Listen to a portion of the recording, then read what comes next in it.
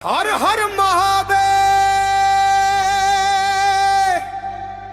जय मां गंगे। ये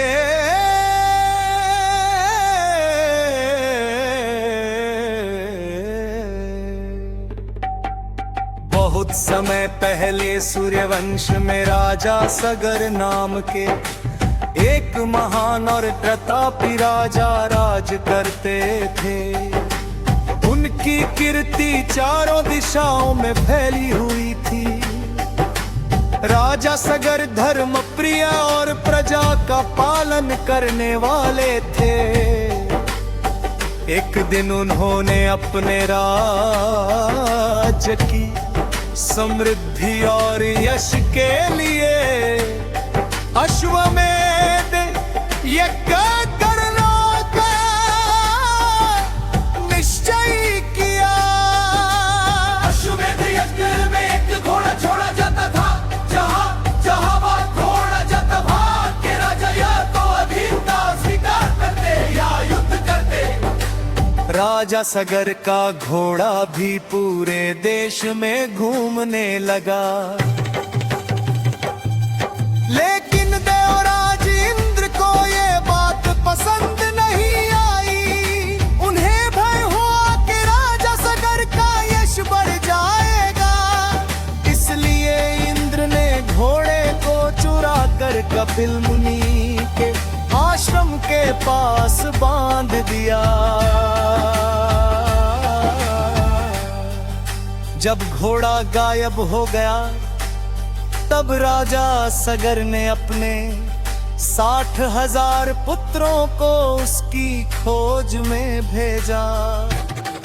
वे पृथ्वी पर हर जगह खोजते रहे, लेकिन घोड़ा नहीं मिला।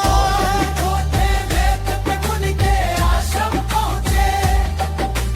उन्होंने घोड़े को देखा और बिना सोचे समझे कपिल मुनि पर चोरी का आरोप लगा दिया। उस समय कपिल मुनि गहरी तपस्या में लीन थे।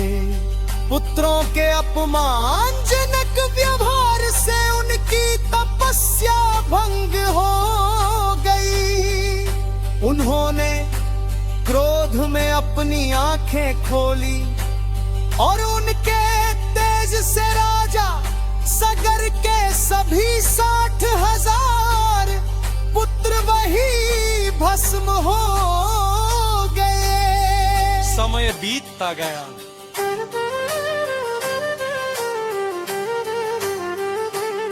समय बीतता गया।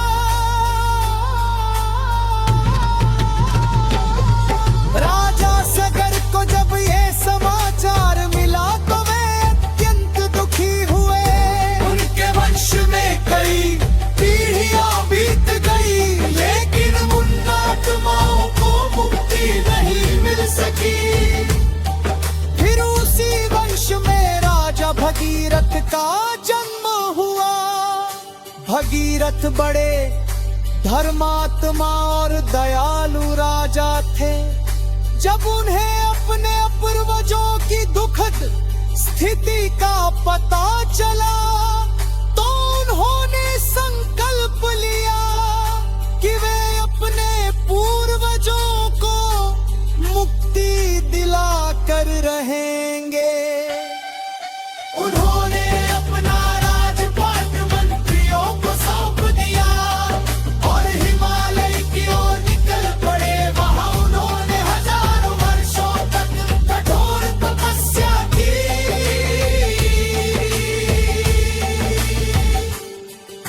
कभी वे एक पैर पर खड़े होकर तप करते, कभी भोजन का त्याग कर देते।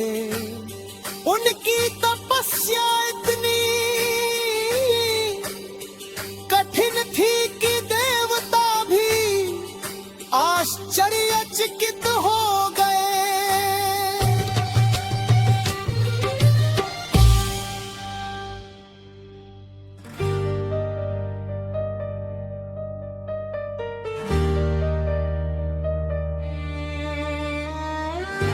अंततः उनकी तपस्या से प्रसन्न होकर ब्रह्मा जी प्रकट हुए।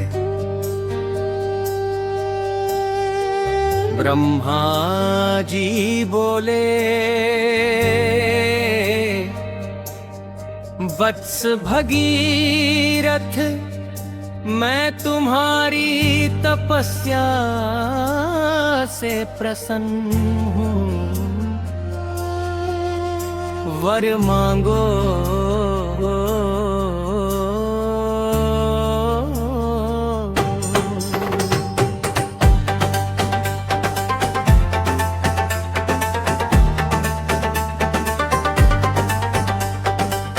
भगीरथ ने हाथ जोड़कर कहा, प्रभु, मेरे पूर्वजों की आत्माएं मुक्ति के लिए प्रतीक्षा कर रही हैं।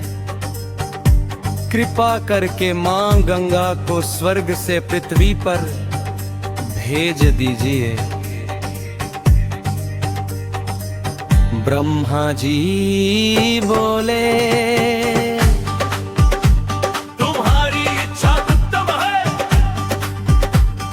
लेकिन गंगा का वेग इतना प्रचंड है कि पृथ्वी उसे सहन नहीं कर पाएगी। केवल भगवान शिव ही उसके वेग को रोक सकते हैं। ये सुनकर भगीरथ ने भगवान शिव की आराधना शुरू कर दी। उन्होंने ओम नमः शिवाय का जाप किया।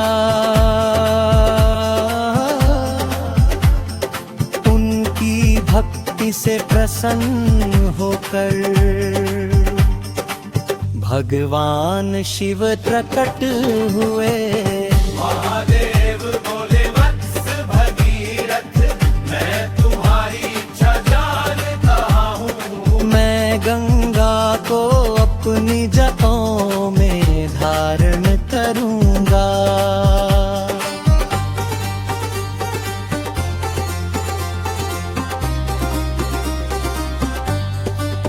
उधर ब्रह्मा जी ने मां गंगा को पृथ्वी पर जाने का आदेश दिया। गंगा को अपने वेग और शक्ति पर बड़ा गर्व था। उन्होंने सोचा, जब मैं पृथ्वी पर उतरूंगी तो कोई भी मेरे प्रवाह को रोक नहीं पाएगा। और फिर एक दिन मां गंगा स्वर्ग से पृथ्वी की ओर उतरी। उनका प्रवाह इतना भयंकर था कि देवता भी आश्चर्य से देखने लगे। लेकिन जैसे ही गंगा पृथ्वी पर पहुंची, भगवान शिव ने उन्हें अपनी विशाल जटाओं में समेट लिया। गंगा का पूरा वेग शिव जी की जटाओं में कैद हो गया। वे बाहर ही नहीं निकल सकी। अपने अहंकार का एहसास हुआ। उन्होंने भगवान शिव से क्षमा मांगी। मां गंगा बोली, है महादेव, मुझे क्षमा करें, मुझे अपने बल का अभिमान हो गया था। भगवान शिव मैं भगवान शिव मुस्कुराए और अपनी जड़ों से एक धारा को मुक्त कर दिया। वही धारा पृथ्वी पर बहने लगी। भगीरथ आगे आगे चल रहे, प्रबल कपिला उनके पीछे पीछे बह रही थी। रास्ते में गंगा अनेक पर्वतों, वनों और आश्रमों से होकर गुजरी।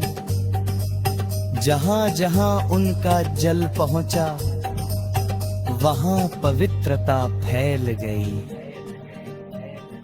अंत में गंगा उस स्थान पर पहुंची जहां राजा सगर के पुत्रों की राख पड़ी थी। जैसे ही गंगा का पवित्र जल उनकी राख को स्पर्श किया, सभी आत्माओं को मुक्ति मिल गई और वे स्वर्गलोक को प्राप्त हुए। देवताओं ने पुष्प वर्षा की और भगीरथ पे प्रशंसा की। तभी से गंगा को भागीरथी भी कहा जाता है, क्योंकि राजा भगीरथ की कठोर तपस्या के कारण ही गंगा धरती पर आई। आज भी करोड़ों लोग गंगा को मां के रूप में पूजते हैं। माना जाता है कि गंगा स्नान से मन और आत्मा दोनों पवित्र हो जाते हैं।